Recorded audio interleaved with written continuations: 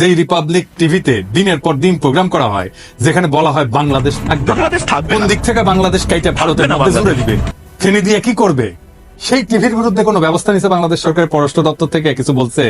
আমাদের কোন TV station যদি বলতো ভারতের 7 সিস্টার্স আমরা কাইটা নিব, ওই টিভি চ্যানেল ইন্ডিয়া রাখতে দিত না। প্রথমে সংবাদ পাঠকের চাকরি দিত, তারপর চ্যানেলটাই জয় বাংলা করে দিত ইন্ডিয়া। আর সেই রিপাবলিক টিভিতে প্রফেসর ইউনূসের প্রেস সচিব যায় সাক্ষাৎকার দিতে, মানে ওই জানেও না কোটি যাওয়া যায়। আবার দেখেন এই যে দুর্বৃত্ত বেনজির, সে আওয়ামী লীগের সাথে মিলে পুলিশের সাথে ঘোট পাকাইতেছে। শুনেছেন বেনজির নাকি অস্ট্রেলিয়ায় আছে, কই আছে খুঁজে বের করেন। আমেরিকান স্যাংশন পাওয়া দুর্বৃত্ত তো বন পোড়া হরিণের মতো উন্মাদের মতো ছুটে পালানোর কথা, ওই এত কিছু পরিকল্পনা করে এই ঘুটু করার কিভাবে টাইম পায়, ফুরসত কিভাবে পায়, সে কিভাবে কাজ করে? কোনো ভয় বা দুশ্চিন্তা আছে বলে তো মনে হচ্ছে না। সন্দেহভাজন পুলিশ অফিসার যারা আওয়ামী বেনিফিশিয়ারি ছিল তাদের মোবাইল ফোন জব্দ করে ফরেন্সিক করেন, দেখেন কাদের সাথে যোগাযোগ করছে বেনজিরের মধ্যেই, তাদের চিহ্নিত করেন। ইন্ডিয়া ধানমন্ডি 32 নম্বর ভাঙা নিয়ে বিবৃতি দেয়, এটা নাকি বাংলাদেশের ইতিহাস ঐতিহ্যের সাথে যুক্ত। হ্যাঁ, আর যত বাবরি মসজিদ ছিল না আপনাদের ইতিহাস ঐতিহ্যের সাথে যুক্ত, ওটা ভাঙিছিলেন কেন? ওটা তো সেলিব্রেট করেন। তবে যা কইছে তা মিথ্যা কয়নি, এটা সত্য যে ইতিহাস ঐতিহ্যের সাথে যুক্ত। ওটা বাংলাদেশে মুজিবের স্বৈরাচার আর হাসিনার ফ্যাসিবাদের ইতিহাসের সাথে যুক্ত। আর ওই ভাষা বাংলাদেশ রাষ্ট্রের মারা খাওয়ার সাথে যুক্ত। ওই ভাষা দুর্নীতির টাকায় করা, মুজিবের দুর্নীতির অর্থ দিয়া ওই পাপের প্রসাদ বানানো হয়েছিল। বদরুদ্দিন ওমর কইয়া গেছে রাষ্ট্রীয় সম্পদ চুরি করা প্রথম পূর্ব পাকিস্তানের নাম শেখ মুজিব। আমি গতকাল বলছিলাম যে ওইখানে একটা মসজিদ বানানোর কথা। আমাকে খুবই একজন জনপ্রিয় আলেম ব্যক্তিগতভাবে জানাইছেন যে মসজিদ নির্মাণের সমস্যা আছে। উনি বলছেন যে শরীয়ত বিধি অনুযায়ী কারো মালিকানাধীন জায়গায় জোর করে মসজিদ করা আপত্তির, যদিও সরকার অধিগ্রহণ করে ওয়াকফ করে দেয় তাইলে হইতে পারে। আমি বলছিলাম যে আলেমদের পরামর্শ নিতে হবে সিদ্ধান্ত চূড়ান্ত করতে। তো যেহেতু ওনারা দ্বিমত জানাইছেন, তাই সেখানে কি করা যায় সেটা নিয়ে আমাদের সিরিয়াস আলোচনা করা প্রয়োজন। এই জায়গায় এমন কিছু করা যাবে না যা কেউ ভাঙতে পারবে, বা এমন কোন অবস্থা রাখা যাবে না যে এইখানে 32 নম্বরের বাড়ি পুনর্নির্মিত হইতে পারে। প্রিয় ক্ষুদ্র ভ্রাতা ও ভগিনীগণ, এইবার থামেন। যা হওয়ার হয়েছে, আমরা যা অর্জন করতে চাইছিলাম সব করছি, সব শক্তিকে খরচা করে ফেলতে নাই। আসেন আমরা রাজনৈতিক কাজে মন দিই। যাই হোক, আরেকটা আলাপে আসি।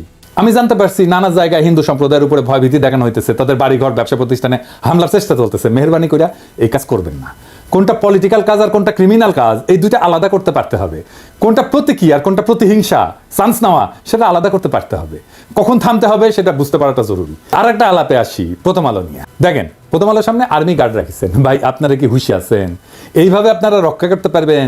এটা তো কোনো সাস্টেনেবল ব্যবস্থা না। যে কোনো অপরচুন মোমেন্টে আপনারা যারা খাইয়া দিতে চায় হামলা করবে। আমি তো নিজেই হুমকি দিয়ে রাখছি। আপনার সম্পাদকীয় নীতি পাতান, ওইটাই আপনার রক্ষা কবচ। 111 ঘটনার জন্য মাপ চান, মতিউর রহমান আর আনিসুলরা ঘাট ধাক্কা দিয়ে বের করে দেন প্রথম আলো থেকে। আপনাদের আর কিছু করা লাগবে না, আপনাদের উপরে রাক্ষোভ কমবে মানুষের।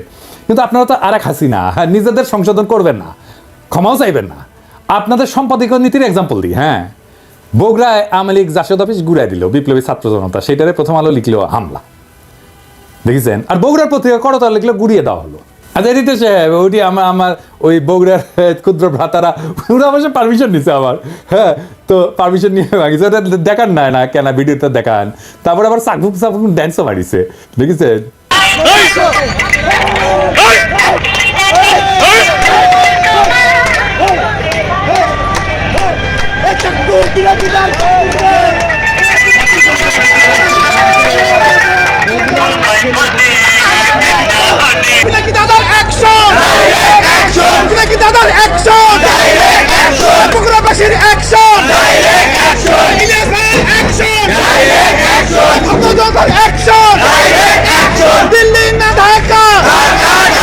তো আমার কয় দাদা ওই আওয়ামী লীগ অফিসের পাশে তো আপনার ছাত্র ইউনিয়নের অফিস আছে, কমিউনিস্ট পার্টির অফিস আছে, ওটা কি করবো?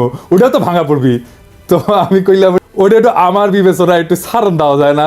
তো ওরা কইলো যে বিল্ডিংটা পুরানো, তো যদি ভাঙতে যায় ওটা পুরাটা ভেঙে যায়। আমি কইলাম আল্লাহর নামে শুরু করে দাও, তারপরে দেখা যাক, দেখমুনি কি করা যায় পরে। যাই হোক, আল্লাহর অসীম কৃপা ওটা ভাঙা পড়েনি আর কি। ভাঙা পড়লে না খারাপ লাগলো নি, ওটি তো আমার রাজনীতির সূত্রপাত। তাই যাই হোক, আমি সেই সমস্ত বিজ্ঞ ব্যক্তিদের পবিত্র কোরআনের সূরা আন-নামল এইটার 52 নম্বর আয়াত পড়ে শোনাচ্ছি। অতঃপর এগুলো তাদের ঘর বাড়ি যা তারা নিজেদের জুলুমের ফলে শূন্য অবস্থায় ফেলে গেছে, নিশ্চয়ই এতে জ্ঞানীদের জন্য একটি নিদর্শন রয়েছে। পড়েন, জানেন খোদা তাআলা আপনাদের প্রশ্নের উত্তর মেলা আগে দিয়ে গেছে, ওইটা পড়েন। তারপরে আইসেন কথা কয়ে, আর কিছু কমো না। প্রফেসর ইউনূসকে একটা আহ্বান জানাই, আপনারা তো জেনেভা ক্যাম্পের নাম জানেন তাই না? বিহারিরা যেটি থাকে, মাংসের চাপটাপ পাওয়া যায় সুন্দর সুন্দর, খেতে খুব মজা। আমরা বলি আটকে পড়া পাকিস্তানি। জেনেভা ক্যাম্পের বাইরেও মার্কেট ক্যাম্প, তারপরে মন্টু ক্যাম্প, এগুলো নামে ছোট বড় আরো কয়েকটা ক্যাম্প আছে আশেপাশে। মিরপুর এলাকাতেও বিহারিদের জন্য ক্যাম্প আছে।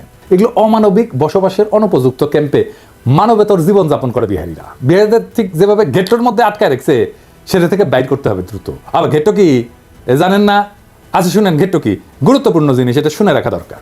গেটো বলতে সাধারণত এমন একটা অঞ্চল বা পাড়া বোঝায় যেখানে নির্দিষ্ট কোনো জাতি বা সম্প্রদায় বা সামাজিক গোষ্ঠী বাধ্যতামূলকভাবে সামাজিক অর্থনৈতিক কারণে একত্রে অবস্থান করে। এবং ঐতিহাসিকভাবে গেটো শব্দটা মূলত ইউরোপে ইহুদি সম্প্রদায়ের আবাসস্থলের জন্য ব্যবহার করা হতো। এই শব্দটার উৎপত্তি হচ্ছে 16 শতকে ভেনিস, ইতালি। ওইখানে একটা ইহুদি সম্প্রদায় ছিল এবং শহরের অন্যান্য অংশ থেকে বিচ্ছিন্ন থেকে একটা এলাকায় বাস করতে বাধ্য করা হতো। ওই এলাকাটা ছিল লোহার কারখানা আর কি, ফাউন্ড্রি বলা হয়। ফাউন্ড্রির ইতালিয়ান নাম হইতেছে গেটো। তো এই গেটো থেকেই এই শব্দটার প্রচলন। ভেনিসের পরে রোম, ফ্লোরেন্স, অন্যান্য ইতালির শহরেও বা ইউরোপের নানা স্থানে ইহুদিদের ঘেটোতে রাখার রীতি ছড়ায় পড়ে। দ্বিতীয় বিশ্বযুদ্ধের সময় নাজি জার্মানির আমলে ইহুদিদেরকে ইউরোপের বিভিন্ন শহর থেকে জোরপূর্বক ঘেটোতে রাখা হতো। এসে তো ঘেটো ছিল অতি ঘনবসতিপূর্ণ, নিদারুণ দারিদ্র এবং নির্যাতনের কেন্দ্র। তো আমরা কি এইরকম একটা ঘেটো বাংলাদেশে রাখবো? একটা না, অনেকগুলো ঘেটো আমরা বাংলাদেশে রাখিছি বিহারি ক্যাম্পের নামে। ঢাকা শহরে ওই বাংলাদেশি ঘেটোতে থাকা বিহারিদের সবাইকে বাংলাদেশি পাসপোর্ট দিতে হবে, ভোটার তালিকায় তালিকাভুক্ত করতে হবে। 55 বছর হয়ে গেছে, ওদের এখনো ভোটাধিকার নাই। যে বিহারি ছেলেটা মুক্তিযুদ্ধের পরে জন্মাইছে, সেও এখন প্রৌঢ় হয়ে গেছে, ক্যাম্পের ভিতরে অত্যন্ত মানবেতর জীবনযাপন করে। নতুন ভোটার তালিকা করা শুরু হয়েছে, নির্বাচন কমিশন করতেছে, ওদেরকে ভোটার বানাইতে হবে এখনই সময়। অবাঙালি বিহারি মুসলমানদের সবাইকে বাংলাদেশের নাগরিকত্ব দিয়ে যেখানে ইচ্ছা ব্যবসা, চাকরি, বাড়ি করার পূর্ণ আইনগত স্বাধীনতা দিতে হবে এবং এটা বাস্তবায়ন নির্বাচনের আগেই করতে হবে। মুজিবের ফ্যাসিজমের এর চেয়ে বড় উদাহরণ আছে কি? রাতারাতি সে দেশের একটা বড় জনগোষ্ঠীর নাগরিকত্ব কেড়ে নিয়ে তাদের বাড়ি ঘর বাজেয়াপ্ত করে সবাইকে ঘেটোর মধ্যে জড়ো করলো ইহুদিদের মতো। অথচ এরা পাকিস্তান আমলে সবাই চাকরি বাকরি, ব্যবসা, বাড়ি, পরিবার সব ছিল, সম্ভ্রান্ত জীবন ছিল। পাকিস্তান সরকার যদি 47-এ পরে যে সমস্ত হিন্দু পাকিস্তানে থেকে গেছিল তাদেরকে স্ট্যান্ডার্ড ইন্ডিয়ান আখ্যা দিয়া সবার নাগরিকত্ব, বাড়ি, সম্পত্তি কেড়ে নিত, কিরকম ভয়ঙ্কর পৈশাচিক একটা ব্যাপার হয়তো কল্পনা করেন। মুজিব এক্স্যাক্টলি সেম কাজটা করছে। বাংলাদেশে 47টা জাতিগোষ্ঠী ভাষাভাষী আছে। আমরা বাংলাদেশে বসবাসকারী বিহারি জনগোষ্ঠীকে বাংলাদেশের জাতিগোষ্ঠীর সেই মুকুটে ধারণ করতে চাই। যুগ যুগের বঞ্চনা আর আমাদের পূর্বপুরুষের প্রতিহিংসার রাজনীতির আমরা অবসান চাই। প্রফেসর ইউনূসের সরকারে আছেন একজন বিশ্বনন্দিত মানবাধিকার কর্মী, আমাদের সকলের প্রিয় আদিলুর রহমান শুভ্র ভাই। আমি আশা করব শুভ্র ভাই উনার মন্ত্রণালয়ের কাজের বাইরে এই কাজটাকে নিজের মানবিক কাজের এজেন্ডায় ঢোকাবেন। অনলাইন কমিউনিটির সকলের এই কাজে পূর্ণ সমর্থন থাকবে। আমি আশা করব বাংলাদেশের রাজনৈতিক দলগুলো এই দাবিকে সমর্থন করবেন। বিহারিদের ঘেটোতে রেখা আমরা ইনসাফের বাংলাদেশ গড়তে পারবো না। ওদের মর্যাদার মানবিক জীবন আমরা নিশ্চিত করতে চাই।